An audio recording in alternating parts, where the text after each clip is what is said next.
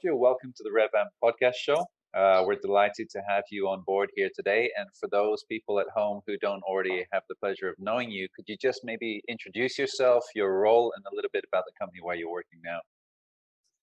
Yeah, thank you very much for the intro, Gideon, and excited and happy to be here. My name is Kostja Mirkovic, and I recently joined Modern Health to help build into a strong foundation as their VP of Revenue Strategy and Operations. Before that, I started my sales ops career when I switched from consulting and banking with LinkedIn and a brief stint with G2. That's awesome, Kostja. And for those who, is there anything about you that people wouldn't know from your LinkedIn profile? Anything that that is maybe unique to yourself, or something that that you enjoy doing? Yeah, thank you. That's a lovely question. We used to ask that at LinkedIn. I used to be a nightclub DJ for 7 years, so I played a good amount of house, like tribal house and Latin house, and then once I moved to London, I kind of toned that down a bit and still do it occasionally, but that's not on LinkedIn profile. Still very present sometimes. I always, yeah, it's always surprising when you tell me that. I think you mentioned that to me before, but great to see that you're diverse in many senses. So just before we even get into the nuts and bolts of it, I imagine working in RevOps, leadership and strategy, there's probably certain advantages of coming through the career background that you have. How did you translate that, first of all, into your current, those experiences into your current role? Thank you. There were three things that I did. So one, I think one of the most important success factors in sales ops or revenue ops is to build trust both with the sales and CS team and their leaders. And having been a seller and in client-facing roles, both as a consultant with Bain and Accenture and as a salesperson for Deutsche Bank, that really helped kind of build that connection and empathize with the sellers. Mm-hmm. The second piece has been that having a strong consulting toolkit allowed me to, even if I didn't functionally done sales ops before 2016, I was able to approach the problem solving in a way that a consultant would approach a business problem. So to understand what are the most important business drivers, what can we do to what are the most important metrics, how do we define what great looks like, and what are the levers to pull to get those. And then I think the third thing that set me up for success is most of the companies that I work with were global. So having worked in London, having worked in US, in banking and in consulting, that gave me that adaptability to work with different cultures in a fast-paced environment. I imagine too that with that finance hat, you probably have an idea not only for what the CEO maybe wants from you in terms of measurements and data insights, but maybe what the CEO might want to report back to the VCs or the investors. I imagine there's always one level further that data and reporting can be taken, right? Yeah, totally. Thank you for that. I think that the finance experience taught me to be able to understand how an action or a lever that a rep pulls, how that translates into a dollar or a euro or pound, and how that makes it all the way back to the major financial statements. So one example, what we recently did with at Modern Health has been, to do exactly that. So provide what is the full output looks like and kind of share that with investors across the business, across the time periods and across the teams. And I'd say that the strongest partnership I have is with the finance VP. And it's not just to deliver the output, but also it's usually a very good thought partnership. So we like to challenge each other, and it adds to the rigor and to make each other grow. Mm-hmm. So yeah, I think that's a key partnership to success for the company. Very good. And I imagine one of the challenges that you had coming into Modern Health and being the fact that they are a younger company and you're building out processes from the ground up is you probably had to deal with the building blocks. So I guess from our prior conversations, what did that look like? Was it a case of a 3-month plan, a 6-month plan, and a 12-month plan? What were the building blocks that you put in place to build things out? Yeah. I look at it in terms of a 3-month plan, because I think I was looking also for a place where I can come and add value within 3 months. And within 3 months, I kind of bucket it across 4 buckets. So one is to understand and learn the business. So learn from the reps, learn from the sales leaders, and use that for the second thing, to build the trust with the sales leaders. And well, in general, revenue leaders. It's sales, marketing, and CS at Modern Health. And that allows me in turn, once I understand the business and have started to develop credibility, to focus on a third thing, which is developing quick wins. They're usually around simple processes, automation, something that's no regret move, regardless of what a strategy is. And then the fourth thing is developing a longer plan, longer roadmap. And that's both related to hiring for my own team, related to strategy, and related to the revenue plans for this year and next year. So 2 themes from that I'm going to dig deeper into. One is automating as opposed to manual processes. Suggests to me that you are not changing what already exists, but you are accepting it and improving it. So it's not like revolution, it's more like evolution is your first leadership philosophy as you step in. Is that true? Have I understood that the right way? Yes, totally. Because within the first 3 months, I still don't know what I don't know, and what others don't know that I don't know. In the context of Modern Health, this used to be a company that was 30 people around this time last year, and now we're over 200. Okay. So that's been both evolution and revolution. But from I also wanted to understand. And then as I do this incremental changes, not substantial changes, it's also a learning experience that informs this bigger things. And also, I think there's another aspect of that coming out of a place of humility. So in this case, like, I'm not a domain expert, so I can't apply what I've seen as, let's say, LinkedIn as a best-in-class software company do for a business that also sells services, because we do have therapists and coaches. Right. And the second part that I wanted to dig into with you was building trust within your own sales organization. So you said that that's important, that's something that you invest in. I'm guessing there are some normal barriers to a revenue operations leader coming in and building trust. That might be that the normal misconception or preconception would be that you're very much target obsessed. Somebody in your role, not necessarily you, very much target obsessed, very much into stretching, very much into kind of revenue goals and all the rest of it above people. Just like the sales leaders. Yeah, sometimes. not too dissimilar there. But you're saying that trust building is something that you recognize and probably is working for you. Otherwise, you wouldn't be talking about it. So how are you authentically building trust, given that those challenges are probably still true for you?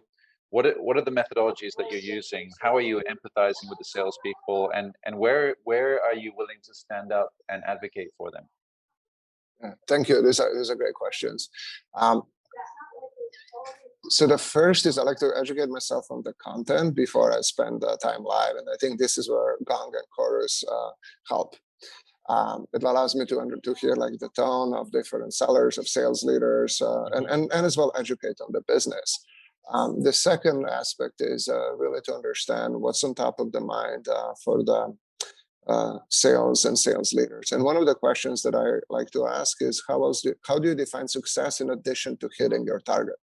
Because usually, not everyone, but most tend to be, as you mentioned, so much target focused that sometimes you lose, not lose, but don't consider as much the other aspects, whether they're related to the operations or to the talent, which I think is like also number one operating priority.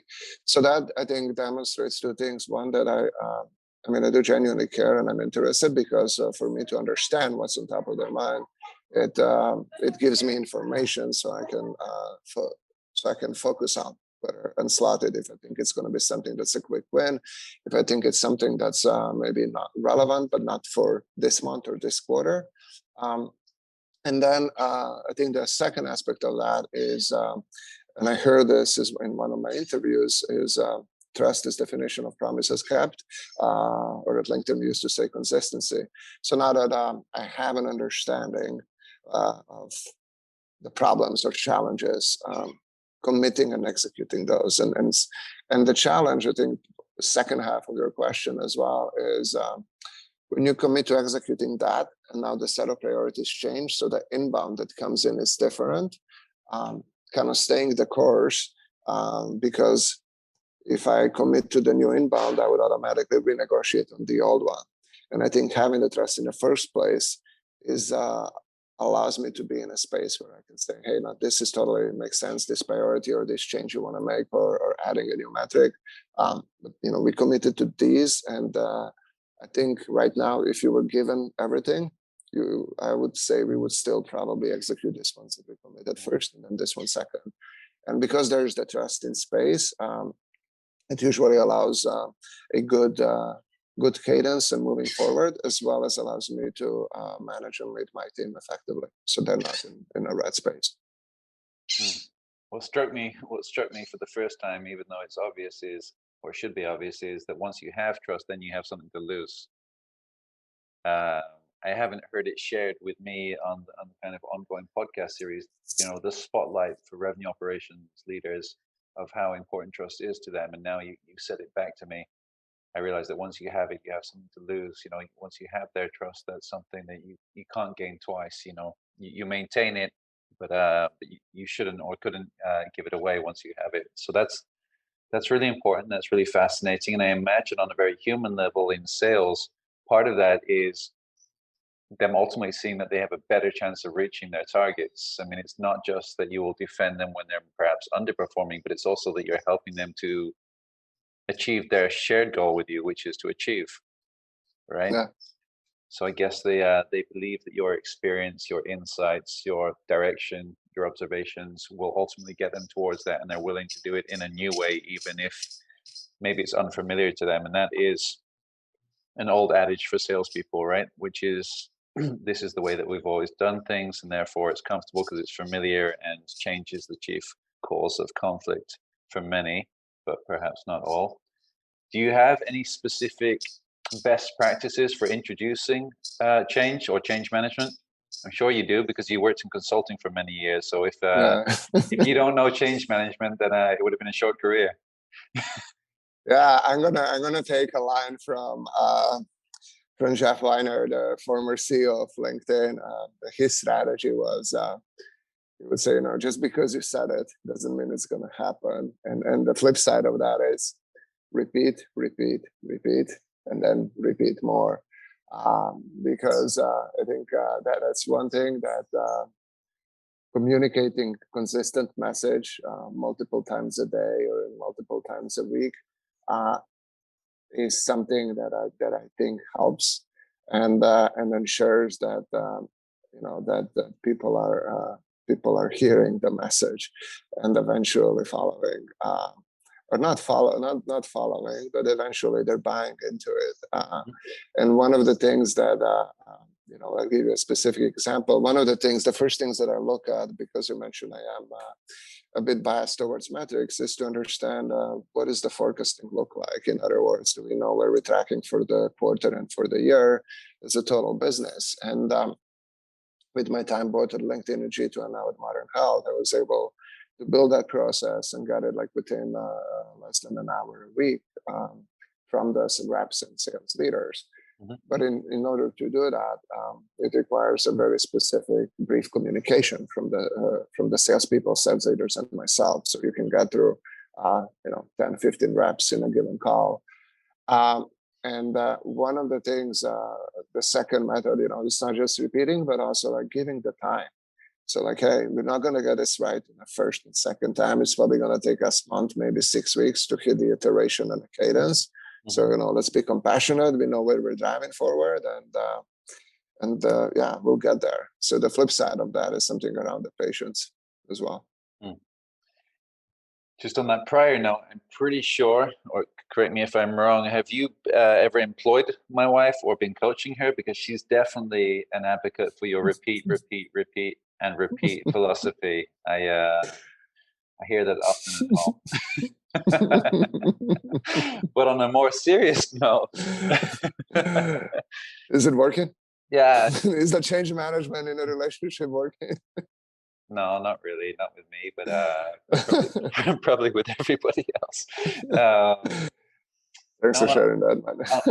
on a more serious note, I think one piece that's probably really valuable for your success is the ability to differentiate between good data and bad data, good KPIs and bad KPIs, numbers that really make a difference.